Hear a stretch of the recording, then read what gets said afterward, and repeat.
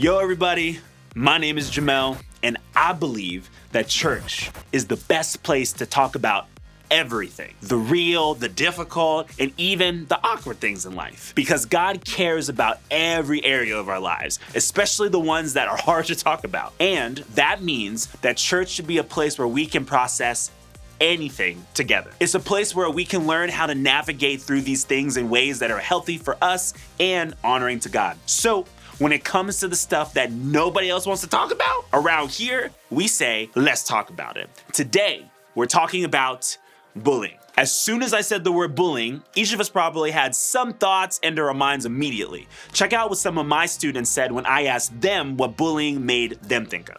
What comes to mind when I think of the word bullying is someone physically or emotionally hurting someone else. People teasing and hurting people and being mean. What comes to mind when I think of the word bullying is people calling others mean names or someone making fun of someone for their differences. Our thoughts about bullying are all over the place. And honestly, I think that's because our experiences with bullying are probably all over the place too. Bullying is the unwanted, repeated, aggressive behavior that can cause harm physically, emotionally, or socially. It is consistent behavior over time, repeated and done on purpose to harm somebody else. And it's one-sided.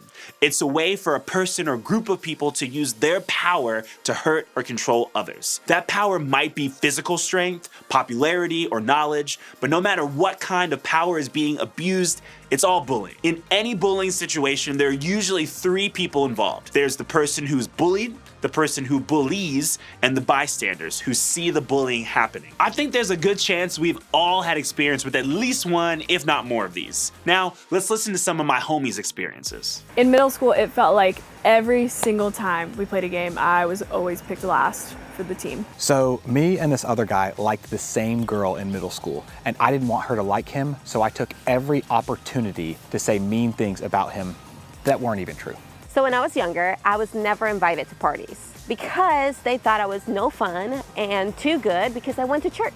One time that I bullied someone else was during basketball tryouts, and me and a group of friends that knew we were gonna make the team kind of left out somebody who we knew wasn't gonna make the team. I remember in middle school witnessing someone being bullied in the hallway, and I walked right on by. So in middle school basketball, everybody had the nicest Nike shoes, and I didn't, and they picked on me so bad. Hopefully from their experiences, you can see when it comes to bullying, we're all capable of being the bullied, the one who bullies, or the bystander. In other words, bullying is something we can all relate to and all experience in different kinds of ways. I know there are some of you who have experienced relentless, painful, awful bullying. You may even be dealing with it right now. If that's you, please know that you don't deserve that treatment that you're getting at all. You're in a safe place to speak up about that to your group leader or another adult that you trust. They can get you the help and support that you need. What you're experiencing is not right or fair to you. I want to help you navigate what you're going through, and so do all the leaders in your ministry. Because like I said, we all have the potential to bully, to be bullied, or to see it happening to somebody else. And things will stay that way unless you choose to do something different, something better, something that will help us not just honor each other, but honor ourselves and the God who made us all. There's actually someone we can look to who knew exactly what this feels like. His name was Paul, and he became a Christian leader not long after Jesus died, came back to life, and then went to heaven. Paul is someone we still learn from today. That's because he started tons of churches, shared the message of Jesus with others, and wrote a lot of letters we find in the New Testament of the Bible. Basically, Paul was one of the greatest of all time when it comes to the history of Christianity. I said it, he's the GOAT. But the truth is that Paul's story is a lot more complicated than we may even realize, because like us, Paul was more than just one thing. There were times in his life when he did the wrong thing, times when he did the right thing, and times when he did nothing at all. In other words, Paul gives us a glimpse of what it looks like to be the one who bullies, the one who is bullied, and the one who stands by to see it all go down. It turns out that before Paul was the follower of Jesus we know and love, he was a pretty awful dude. He was basically the biggest, meanest, worst bully you can imagine. He hated Christians and was known for mistreating, hurting, and arresting them. He even had some Christians killed. Paul was also a bystander. We know this because one of Paul's friends recorded that Paul was there when a follower of Jesus was being stoned to death by Jewish religious leaders. He watched it all happen. In that time, being stoned meant that people literally threw rocks at you, sometimes until you died. Paul wasn't throwing the stones himself, but he wasn't doing anything to stop it either. He stood by as it all went down. But then, Paul had a dramatic encounter with Jesus that completely changed his life. What's crazy is that when Paul's life changed, so did the role he played. Soon, he became the bullied. Paul experienced all kinds of terrible things from people who hated Christians. He was imprisoned several different times, beaten and whipped countless times, stoned, starved, you name it, Paul experienced it. Why am I telling you all this? Well, to help you see that Paul was just like us. He played all three of these roles at different points in his life. He was the bully, the bullied, and the bystander. And whether we realize it or not, we're capable of the same thing. So, what do we do with that? What exactly can we learn that will help us in any situation when it comes to bullying, no matter what role we're playing? Well, I think Paul is one of the best people to listen to here. After all, he knew exactly what this all felt like, and I think that makes his words even more valuable in a conversation like this one. So let's take a look at something Paul wrote to a group of Christians back then. It's a letter called Ephesians. For we are God's masterpiece. He has created us anew in Christ Jesus so we can do the good things he planned for us long ago. Here's what this means for us. You are a masterpiece. So is the kid who lives down the street, and the guy at the Taco Bell drive-thru, and every single one of the other 7 billion people on the planet. This might feel a little weird, but I want you to say it with me right now out loud. I am a masterpiece. Let's say it one more time. I am a masterpiece. Every race, gender, nationality, background, every person on this earth was made by God to be a masterpiece. What does that mean exactly? Well, a masterpiece is a really prized, valuable piece of art. In fact, a masterpiece is usually an artist's best piece of art. So, when Paul called us God's masterpieces, he basically said that we're God's best work. We are the most amazing thing God created. And because of that, we are valuable. And when we believe that's true, it changes the way that we see ourselves and the people around us. Think about the way you would treat something if you thought it was a masterpiece. You take care of it. You protect it. You look out for it. You wouldn't let other people mistreat it or damage it. And you'd certainly speak up if you saw that happening. Why? Because you know that a masterpiece has value and importance, and that means it should be treated like it has value and importance. Take this famous painting. This was painted by a super talented guy named Vincent van Gogh. It hangs in one of the best art museums ever, and people from all over the world come to view it and admire it. It's a pretty big deal. Could you imagine if someone went up to this painting and, I don't know, add a smiley face to it? Or scribbled all over it? Or added a really bad graffiti tag to it? You never do that to a masterpiece like Starry Night. It's too valuable, too respected, and too loved.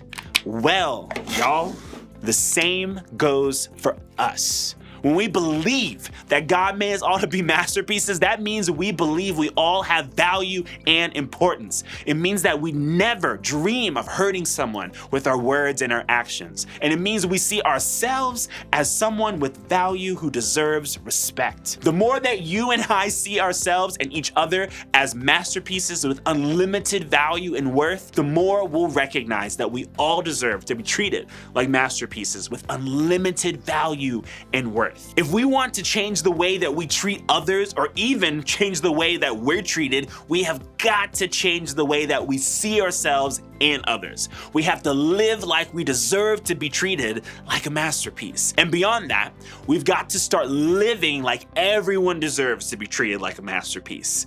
How do we do that? Well, let's go back to our guy Paul for a second. In a different letter, Paul wrote something else that I think will give us an idea of what we can do from here. Do not repay anyone evil for evil. Be careful to do what is right in the eyes of everyone. If it is possible, as far as it depends on you, live at peace with everyone.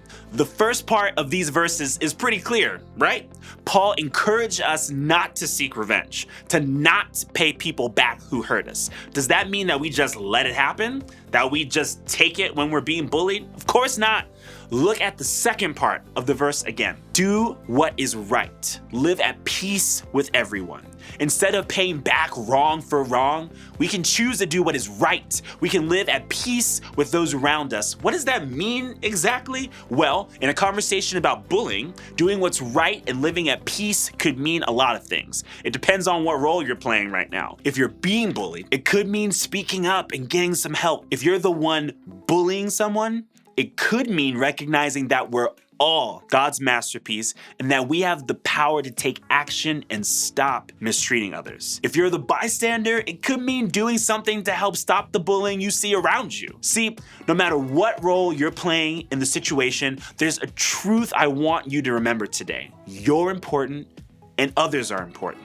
And when we start believing that's true about ourselves and everyone around us, it has the potential to change the way we treat each other. It has the potential to help us choose to do what's right. So remember, you're important and others are important. I think there's something for each of us to walk away with this week, because we're all capable of playing the different roles of bullying. First, if you're being bullied, let me say that I'm so sorry you're experiencing that. You deserve so much better. Talk with your group leader, parent, or trusted adult about what you're experiencing. I know it's not easy to talk about, but you don't have to go through it alone. Remember that you are a masterpiece. God made you with incredible worth and value. When you remember that truth, the words and actions of others won't have as much power over you. You'll know that you deserve to be treated better, and you'll be able to speak up and get the help that you need. Another step you might choose to take is showing forgiveness to someone who has hurt you or made you feel less valuable. Remember, it's okay if forgiveness takes time. And forgiveness doesn't mean there's no consequence for someone's actions towards you, because part of doing what is right for you and for the one who wronged you is speaking up. It's putting a stop to behavior that's harmful to you. That's what's right. If you're the one doing the bullying, you need to remember the masterpiece in both you and the person you're mistreating. They deserve to be treated like a masterpiece, and you are capable of treating them better. Believing that truth can help you stop what you've started. It can help you own up, apologize, and change the way you treat yourself and the people around you. Maybe today, the best step for you is to ask for help with this. Talking to your group leader is a great place to start. If you've been a bystander, you also need to remember that everyone is a masterpiece. That includes both the one bullying and the one being bullied. Knowing this truth comes with responsibility. The responsibility of protecting the value in others when you see it being threatened. This can look like speaking up or standing up for someone being bullied. It means being a voice for someone who deserves to be heard. I know this conversation might feel heavy and uncomfortable for some of you, but if bullying is something we all deal with in one way or another, let's keep talking about it. Let's be real about it. Let's be better for each other. No matter what role you find yourself playing, now or in the future, I want you to remember you're important and others are important too. Starting there can help us change the way we treat each other for the better.